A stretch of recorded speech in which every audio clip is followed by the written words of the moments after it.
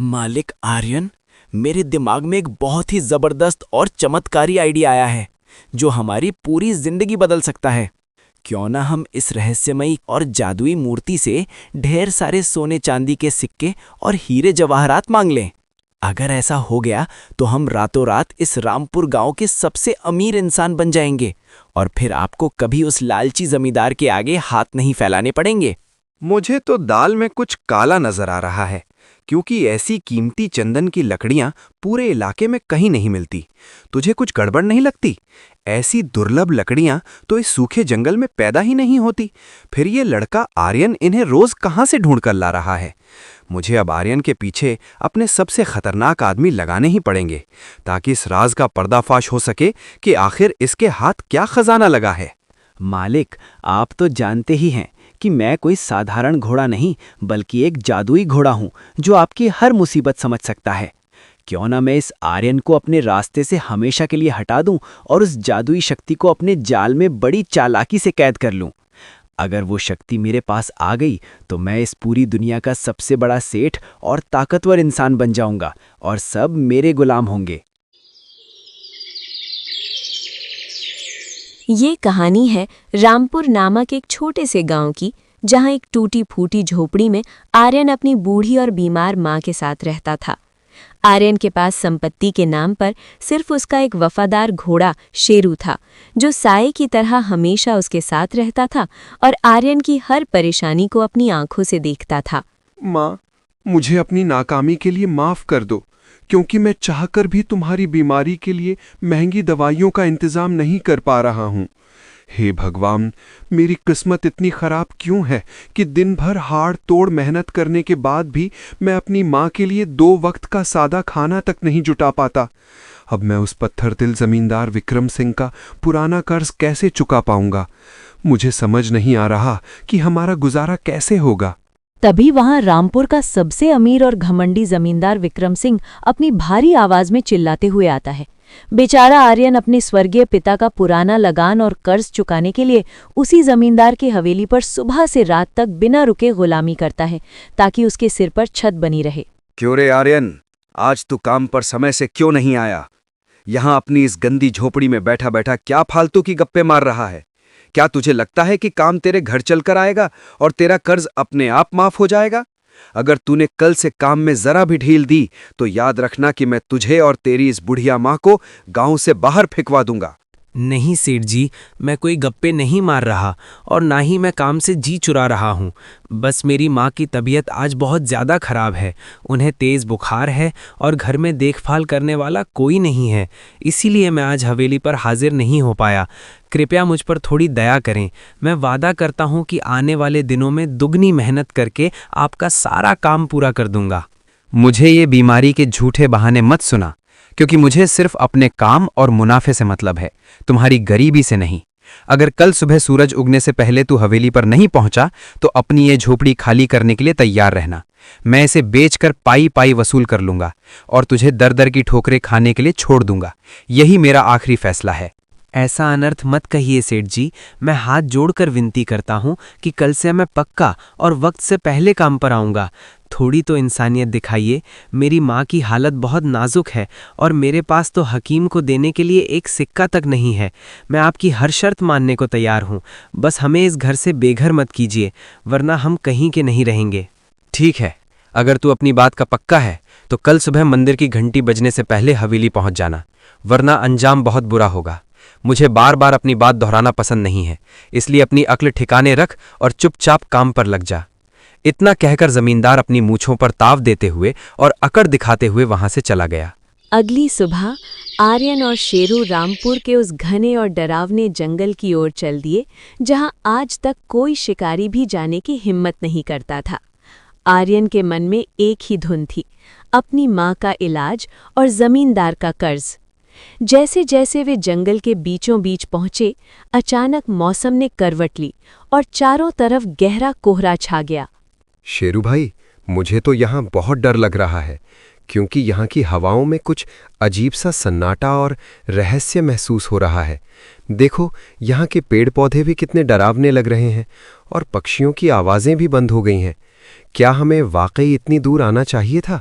कहीं हम किसी मुसीबत में तो नहीं फंस जाएंगे? मालिक आर्यन, आप जरा भी मत घबराइए, क्योंकि जब तक आपका ये वफादार दोस्त आपके साथ है, कोई भी बुरी शक्ति आपका बाल भी माका नहीं कर पाएगी। हमें बस उस जादुई मूर्ति को ढूंढना है, जिसके बारे में सुना है कि वो सच्चे मन वालों की पुकार सुनती है। अपनी हिम्मत मत हारिए, क्योंकि आज हमारी करीबी का अंत यही होने वाला है। तभी झाड़ियों के पीछे से एक तेज नीली रोशनी चमकी और उनके सामने 3 मुख वाली एक विशाल पत्थर की मूर्ति प्रकट हुई। वो मूर्ति जमीन से थोड़ी ऊपर हवा में तैर रही थी और उसके चारों तरफ एक जादुई घेरा बना हुआ था। आर्यन और शेरू उसे देखकर दंग रह गए और डर के मारे पीछे हटने लगे। ठहरो, आगे बढ़ने की हिम्मत मत करना जब तक तुम मेरी शर्तों को पूरी तरह से समझ ना लो। मैं इस जंगल की रक्षक हूँ और सदियों से यहाँ छिपे खजाने की रक्षा कर रही हूँ। जो भी यहाँ अपनी इच्छा लेकर आता है, उसे अपनी बुद्धिमानी का प्रमाण देना पड़ता है। क्या तुम दोनों अपनी जिंदगी दांव पर लगाकर मेरा सामना करने के लिए तैयार हो? हे देवी, हम यहाँ किसी लालच में नहीं आए हैं, बल्कि मेरी माँ की जिंदगी बचाने के लिए आपकी मदद मांगने आए हैं। जमींदार हमें बेघर करने वाला है और मेरे पास हकीम की फीस देने के लिए एक कौड़ी भी नहीं है। आप जो भी परीक्षा लेना चाहें, मैं उसके लिए तैयार हूँ, क्योंकि माँ के लिए मैं अपनी जान भी दे सकता हूँ। तुम्हारी सच्चाई देखकर मैं तुम्हें एक मौका देती हूँ, लेकिन याद रखना, मेरा सवाल तुम्हारी सोच से भी ज्यादा गहरा और पेचीदा होगा। अगर तुमने सही जवाब दिया तो तुम्हारी पहली इच्छा तुरंत पूरी हो जाएगी, लेकिन अगर जवाब गलत हुआ तो तुम हमेशा के लिए पत्थर बन जाओगे और कभी इस जंगल से बाहर नहीं जा पाओगे। मालिक, आप फिक्र मत कीजिए, मेरा दिमाग बहुत तेज चलता है और मैं हर मुश्किल सवाल का हल निकाल लूंगी। देवी जी, आप अपना सवाल पूछिए। हम अपनी माँ की सलामती के लिए हर खतरा उठाने को तैयार हैं। हमारी किस्मत का फैसला अब आपके हाथों में है। हमें आपकी हर शर्त मंजूर है। तो सुनो, मेरा पहला सवाल, वो कौन सी चीज है जो पूरी दुनिया में घूमती है पर कभी अपनी जगह से नहीं हिलती? वो पहाड़ों को काट सकती है पर खुद कभी जख्मी नहीं होती। सोच समझकर जवाब देना आर्यन, क्योंकि तुम्हारे पास सोचने के लिए सिर्फ कुछ ही पल हैं।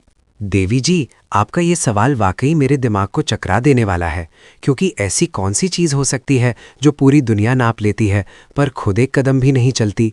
पहाड़ों को चीरने की ताकत तो सिर्फ बड़े औजारों में होती है, पर वो तो निर्जीव हैं।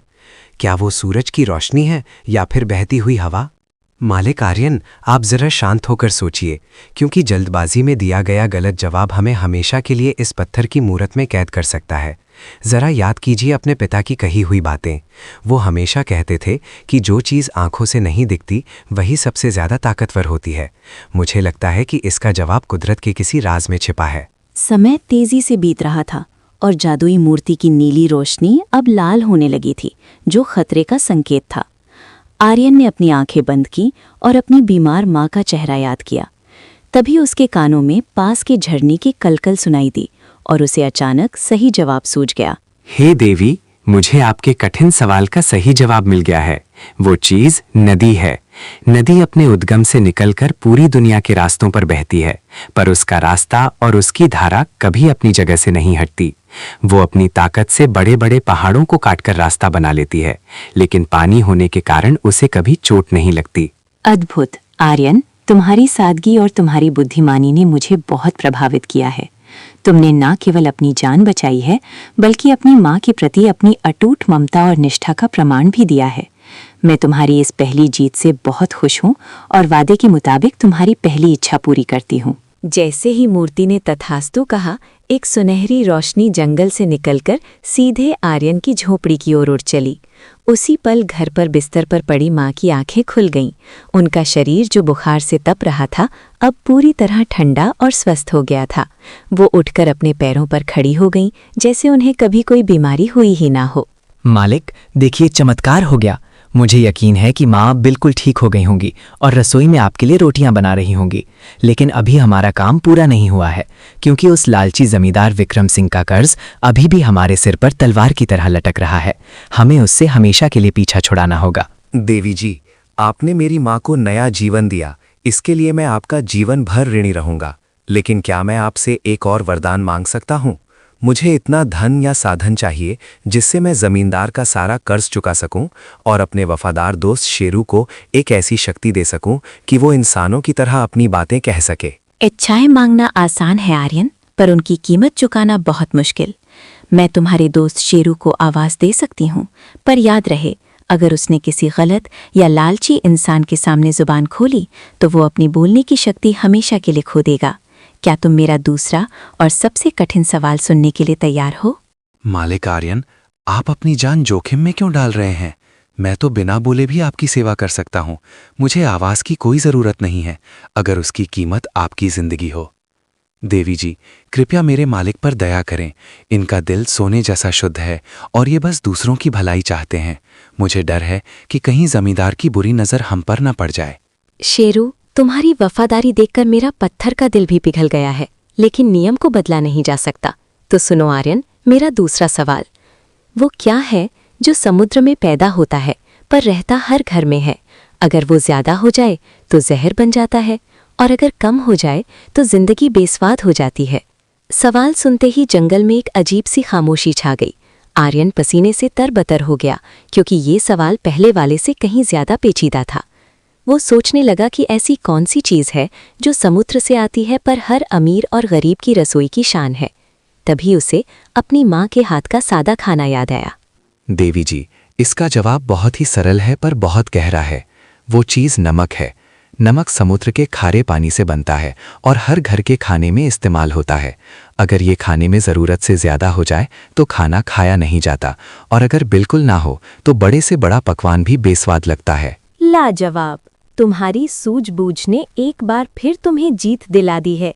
तथास्तु, आज से तुम्हारा घोड़ा शेरू इंसानों की तरह बोल सकेगा, लेकिन याद रहे, ये वरदान एक श्राप भी बन सकता है। अगर शेरू ने किसी लालची इंसान के सामने अपनी असलियत बताई तो वो पत्थर का बन जाएगा और तुम फिर कभी उसे वापस नहीं पा सकोगे। अरे ये क्या मालिक, मैं तो वाकई बोल पा रहा हूँ। वाह, मेरी आवाज तो रामपुर के उस घमंडी जमींदार से भी ज्यादा दमदार और सुरीली है। शुक्रिया देवी जी, आपने मुझे वो शक्ति दी जिससे मैं अपने मालिक का दुख बांट सकूं। अब जरा उस विक्रम सिंह को देखने दीजिए, उसकी बोलती बंद ना कर दी तो मेरा नाम भी शेरू नहीं। शेरू भाई, मुझे अपनी कानों पर यकीन नहीं हो रहा। आज मैं दुनिया का सबसे खुशकिस्मत इंसान हूँ। अब चलो, हमें जल्दी से घर पहुँचना होगा और फिर कल सुबह उस जमींदार की हवेली पर जाकर उसे अपनी मेहनत का हिसाब देना होगा। अब हमें किसी के आगे झुकने की जरूरत नहीं है। लेकिन जैसे ही वे जंगल से बाहर निकलने वाले थे, उन्होंने झाड़ियों के पीछे किसी के छिपने की आहट सुनी। जमींदार विक्रम सिंह के 2 जासूस कालिया और भीमा वहां छिपे सब कुछ देख रहे थे। उन्हें अंदाजा हो गया था कि आर्यन के हाथ कोई बहुत बड़ा जादुई खजाना लगा है और वे इस राज को जमींदार तक पहुंचाने के लिए बेताब थे। जैसे ही आर्यन और शेरू जंगल की पगडंडी से बाहर निकले, झाड़ियों में छिपे कालिया और भीमा के होश उड़ चुके थे। उन्होंने अपनी आंखों से एक घोड़े को इंसानों की तरह साफ साफ बातें करते सुना था। वे बिना देर किए अपनी साइकिल उठाकर रामपुर की हवेली की ओर भागे, ताकि जमींदार विक्रम सिंह को इस करिश्मे की खबर दे सकें और मोटा इनाम पा सकें। मालिक आर्यन, मुझे पीछे की झाड़ियों में कुछ सरसराहट महसूस हुई है, जैसे कोई कुत्ता या सियार नहीं बल्कि कोई इंसान हमारी बातें सुन रहा था। मेरी छठी इंद्री कह रही है कि हम मुसीबत में पड़ सकते हैं। अगर जमींदार को पता चला कि मैं बोल सकता हूं तो वो मुझे अपनी हवेली की शोभा बनाने के लिए आपको और माँ को मार भी सकता है। शेरू भाई, तुमने बिल्कुल सही कहा। उस लालची विक्रम सिंह की नजरें हमेशा दूसरों की खुशियों पर रहती हैं। अगर उसे जरा भी भनक लगी कि तुम कोई साधारण घोड़े नहीं हो तो वो अपनी पूरी ताकत झोंक देगा तुम्हें हासिल करने के लिए। हमें अब से बहुत संभल कर रहना होगा, खासकर तब जब हम हवेली पर काम करने जाएं। अगली सुबह जब आर्यन और शेरू हवेली पहुंचे तो जमींदार विक्रम सिंह अपनी बड़ी सी कुर्सी पर बैठा हुक्का पी रहा था। उसके चेहरे पर एक अजीब सी कुटिल मुस्कान थी। उसने कालिया और भीमा से सब कुछ सुन लिया था, पर वो चाहता था कि आर्यन खुद अपनी जुबान से ये राज उगले ताकि वो उसे रंगे हाथों पकड़ सके। आओ आओ आर्यन, सुना है कल तुम घने जंगल के उस पार गए थे जहां से बड़े बड़े सूरमा भी वापस नहीं लौटते। और देखो, तुम तो बिल्कुल सही सलामत हो, और तुम्हारा ये घोड़ा भी पहले से ज्यादा हट्टा-कट्टा लग रहा है। क्या बात है? जंगल में कोई खजाना हाथ लगा है या किसी भूत प्रीत से दोस्ती कर ली है? नहीं सेठ जी, मैं तो बस आपकी दी हुई जिम्मेदारी निभाने के लिए सूखी लकड़ियां ढूंढने गया था। जंगल में थोड़ी बारिश हुई और रास्ता भटक गया था, बस इसीलिए देर हो गई। खजाना तो हम गरीबों की तकदीर में कहाँ, हम तो बस आपकी गुलामी करके अपना पेट पालते हैं और आपकी मेहरबानी चाहते हैं। अरे वाह, बड़ी मीठी बातें करने लगे हो आजकल। पर मुझे खबर मिली है कि तुम्हारा ये घोड़ा शेरू अब सिर्फ हिनहिनाता नहीं, बल्कि इंसानों की तरह ताने भी मारता है। क्यों रे शेरू, क्या तू वाकई बोल सकता है? अगर तूने अभी मेरे सामने कुछ कहा तो मैं तेरा ये पुराना कर्ज उसी पल माफ कर दूंगा और तुझे सोने की नाल पहनाऊंगा। ओह, तो ये लालची भेड़िया मुझे फंसाना चाहता है। अगर मैंने एक भी शब्द बोला तो देवी की चेतावनी के अनुसार मैं पत्थर का बन जाऊंगा और मालिक अकेले रह जाएंगे। मुझे अपनी अक्ल का इस्तेमाल करना होगा। शेरू ने बोलने के बजाय जोर से हिनहिनाया और जमींदार के मुंह पर अपनी पूंछ जोर से दे मारी। बदतमीज जानवर, तेरी इतनी हिम्मत कि तू मुझ पर हमला करे। कालिया, भीमा, इसे अभी ले जाओ और अस्तबल में भूखा प्यासा बांध दो। जब तक ये कुछ बोलेगा नहीं, इसे एक दाना भी घास नहीं मिलेगी।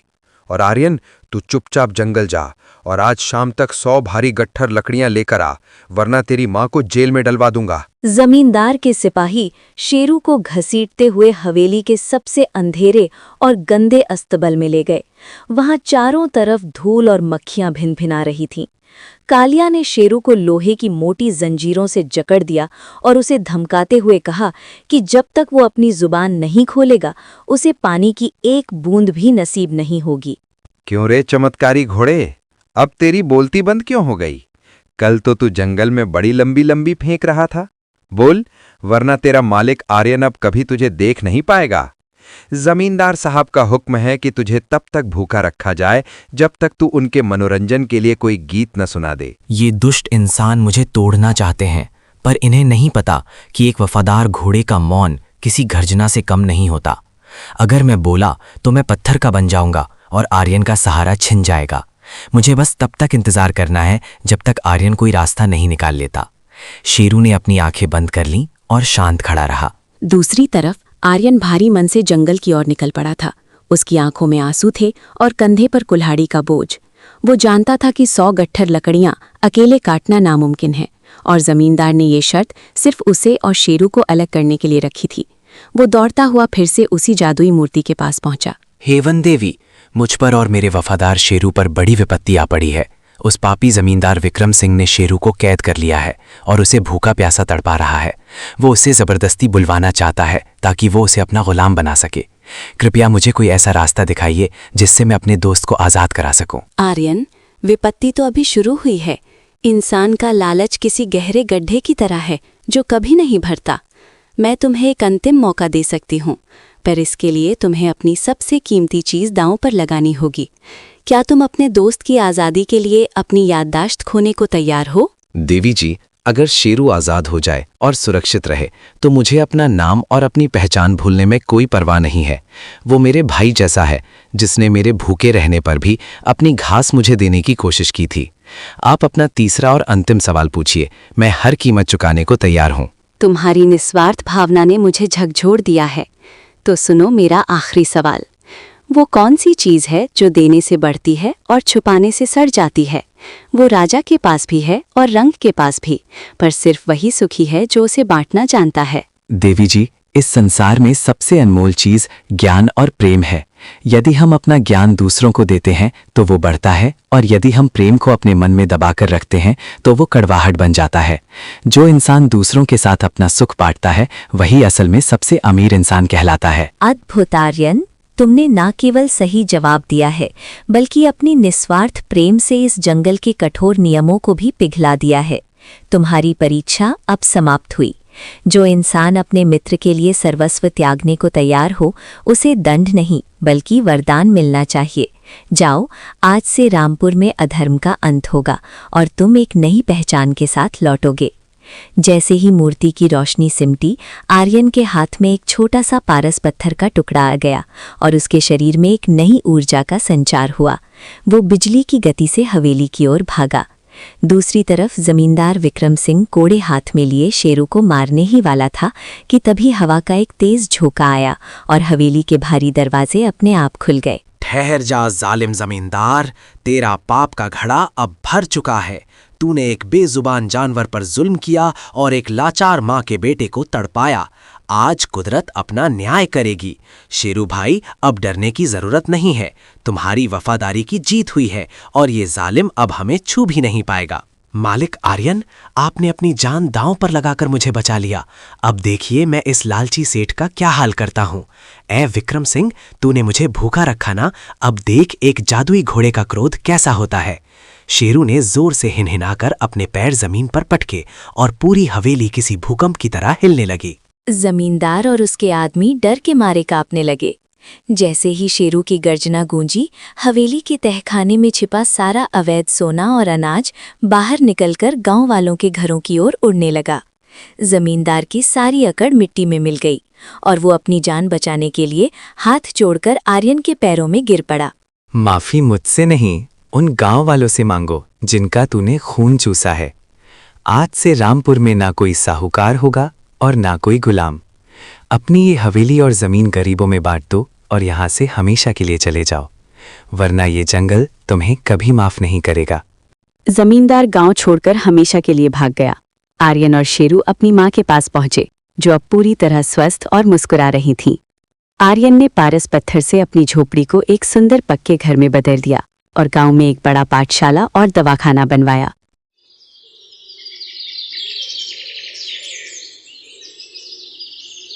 गीता, आज फिर खेत से खाली हाथ लौट आया हूँ। समझ नहीं आता कि भगवान ने हमारी किस्मत में इतना दुख क्यों लिख दिया है। दिन रात मेहनत करने के बाद भी हमारे घर में चूल्हा जलाने के लिए अनाज नहीं बचता। साहूकार का कर्ज सिर पर चढ़ता जा रहा है और मैं हर दिन खुद को और कमज़ोर महसूस कर रहा हूँ, जैसे मेरी मेहनत और ईमानदारी की कोई कीमत ही नहीं रह गई है इस दुनिया में। भोलाराम, तुम इतना मत सोचो। मैं जानती हूँ कि तुम दिन रात मेहनत करते हो और अपने परिवार के लिए सब कुछ सहते हो, लेकिन किस्मत के आगे किसी की नहीं चलती। हमें हिम्मत नहीं हारनी चाहिए। अगर आज हमारे पास खाने को कुछ नहीं है तो क्या हुआ, कल ज़रूर कुछ अच्छा होगा।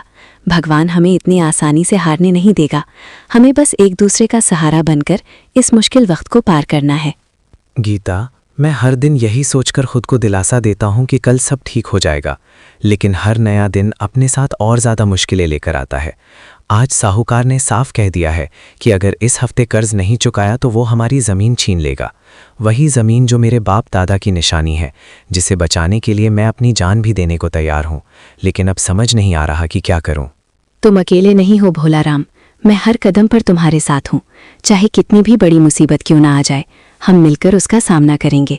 अगर ज़मीन चली भी गई तो क्या हुआ, हम फिर से मेहनत करके अपना नया रास्ता बना लेंगे। लेकिन तुम हिम्मत मत हारो, क्योंकि अगर तुम टूट गए तो ये घर भी टूट जाएगा और मैं तुम्हें इस तरह हारते हुए नहीं देख सकती। गीता, तुम्हारी ये बातें मुझे थोड़ी ताकत ज़रूर देती हैं, लेकिन अंदर ही अंदर मैं हर दिन टूटता जा रहा हूँ। जब मैं तुम्हें और बच्चों को भूखा देखता हूँ तो खुद से नफरत होने लगती है।